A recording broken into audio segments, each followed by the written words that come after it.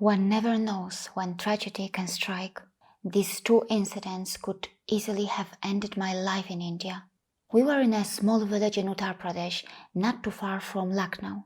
It was a very hot day, probably more than 45 degrees Celsius. A few Indian men, mostly local villagers, were hanging out with us and showing us around the area. They gave us something to eat and, of course, we all had it. Luckily, I was with my husband, as without him, things could have gone really badly. Later, we came back to Lucknow to film some main areas in the city. The men from the village were still with us, helping us with our camera and equipment. Of course, our son was with us, and as always, he was playing around.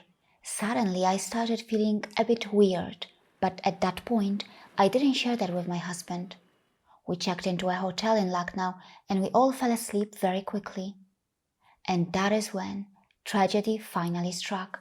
I woke up feeling as if I had heard something loud. I went to the washroom and suddenly collapsed. That was the last thing I remember. I was lucky that the sound woke my husband and he found me lying on the bathroom floor, totally unconscious. I had a deep cut on my head, as I had hit my head against the sharp metal edge of the bathroom cabinet.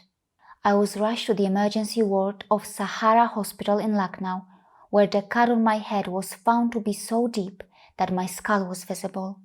I had food poisoning and was dehydrated during the day, but I had no clue that it would eventually make me faint. They conducted various examinations to rule out anything serious, and in the end, I was given a few stitches. This took more than 2 months to heal. Now, incident number 2. What happened in Lucknow was pretty bad, but what happened in Ladakh in the Himalayas was even more challenging. We were surrounded by glaciers at very high altitude with low oxygen levels. I was with my husband and son. As the temperature rises during the day, these massive glaciers' ice melts and the water flows through the roads. This can sometimes be like a flood. And of course, the water is extremely cold. We were surrounded by these streams on both sides, and it was getting very late and cold. A driver suggested that the only way was trying to drive through without passengers, and we could cross the stream on foot. The ice-cold water current was super strong. It could easily have swept me off my feet and thrown me into the valley. My husband held our son with one hand and grabbed me with the other, and somehow we made it through. Yes, to get these beautiful shots and to show you the story of these people, I, with my little son, have been to some of the most isolated locations in India, places which are rarely visited, even by locals. We had many other experiences, including some of the most dangerous roads in India's northeastern region and parts of Jharkhand, where the insurgency rate is extremely high. A lot of devotion, struggle, pain and sacrifice go into these episodes that you have been watching for years. Please know that many such short video clips of a few seconds that you watch in our episodes sometimes have great effort and emotion behind them. You may or may not even pay attention, but only I know what we go through to film those shots and to get you those stories. And we do this even though we know very well that the revenue from YouTube isn't consistent and our channel can't entirely depend on it. For example, this episode has had more than 1 million views.